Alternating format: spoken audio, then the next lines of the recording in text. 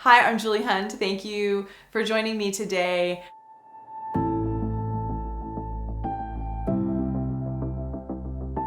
I'm a Chopra Center certified Primordial Sound and Ayurveda instructor.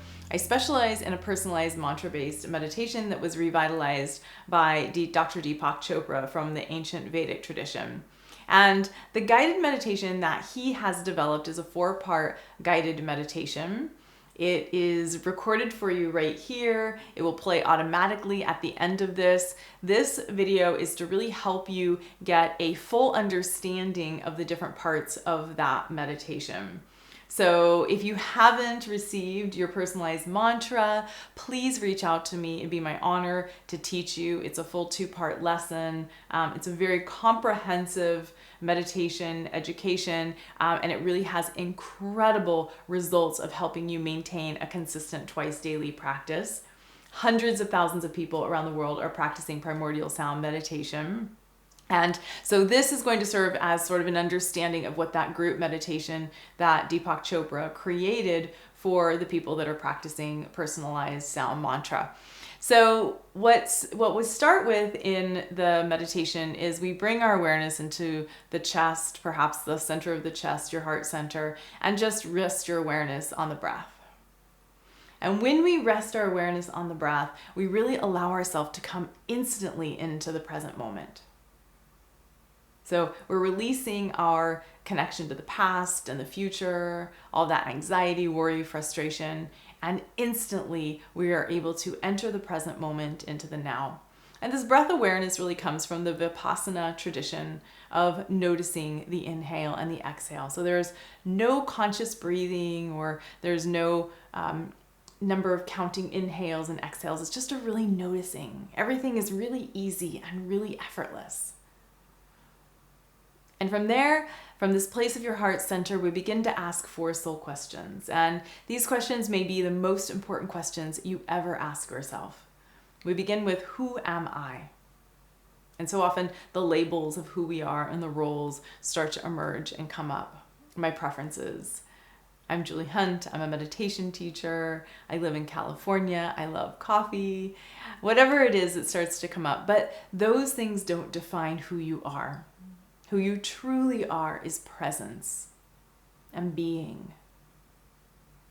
You are the being that is aware of all the labels and the roles. And so we begin to shift into the space of presence and being. And so you don't want to judge or analyze anything that comes up in any of these questions. You really just want to notice. So allow yourself not to intellectually analyze any of these questions. Just notice whatever comes up. So with the roles or whatever comes up as you ask yourself the question, who am I? Just notice them. And over time, the answer to these questions become much more refined. And you notice when you start to ask that question, who am I? You may enter that state or that presence of being much more quickly. The next question is, what do I want? And when you start to ask this question from the space of your soul, of presence and being, you see what naturally arises. Sometimes it's very different than the actual desires that you want in your normal everyday waking activity. And just noticing them. There's nothing too big, there's nothing too small. All of your desires are coming from your true self. And after that, we ask, what is your purpose? Or what is your dharma in Sanskrit? Your true purpose. And just listening to whatever arises. And sometimes nothing comes, and that's okay too. Just noticing. And the last question, for what am I grateful? And really, when you ask this, rather than that list that you may have made in the past, or thinking about the things you're grateful for, a new morning, a new day, the relationships, your health, whatever it is, rather than that intellectual list, just let yourself notice and be really curious about whatever naturally arises in your mind. And then we release the answers to all of those questions. Just let them go. And then we began repeating I am and your full first and last name. And so as an example for me, it's I am Julie Hunt. And you just repeat your first and last name, because so often that is who we identify with. We have all those roles and labels, but who I am, my name, is what I often most closely identify with. But it could be anything. But then we sort of drift off from releasing the last name, which is the family lineage. And you move into a more childlike innocence of who you are. I am my first name. And from there, I might even visualize myself as a child, being curious and open. And you release the first name and you silently repeat, I am, which is becoming closer to your true self. You are not your name, your labels, your roles. You are the one witnessing all of those things. And then releasing I am, shifting into the Sanskrit vibration of I am, aham. And aham brahmasmi, I am the universe, because that is who you truly are. We are all one. And so you silently repeat aham, and then you just easily let that go. And if you don't have your primordial sound mantra, you can continue to use the mantra aham. And if you have your primordial sound mantra, then you just have an easy and effortless repetition of your mantra. And just remember, there's no forcing. It's not a breath control exercise, so you don't have to be mindful of the breath.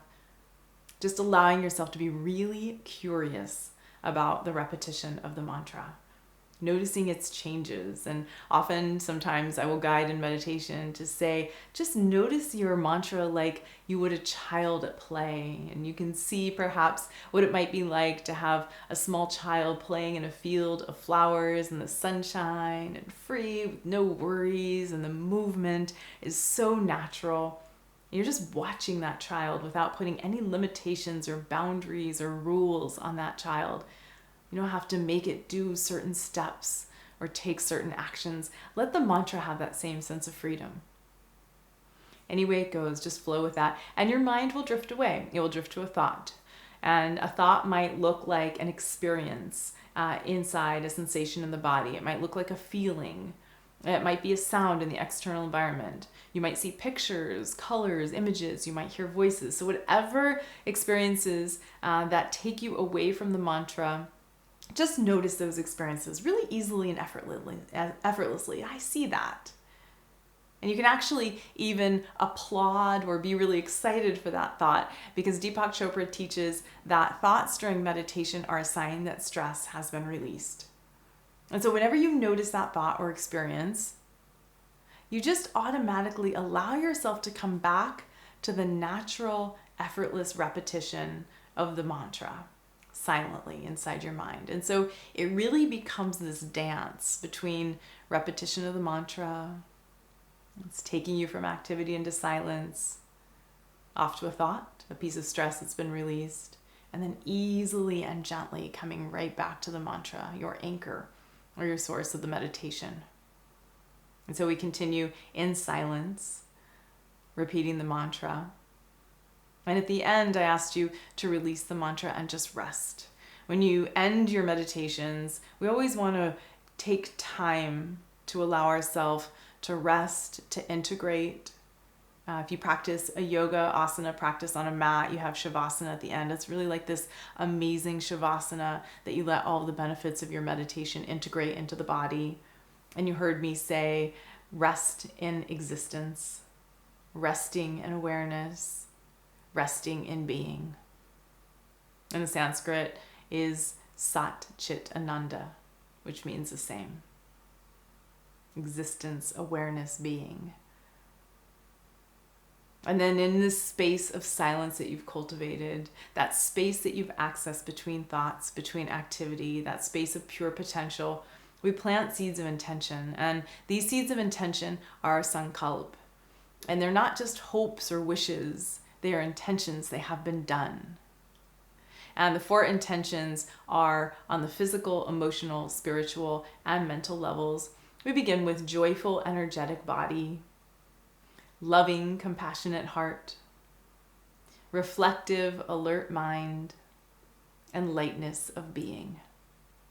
And then just releasing those. Every time you set an intention in meditation, it roots in that silence. The universe has heard that request and that intention. It is done.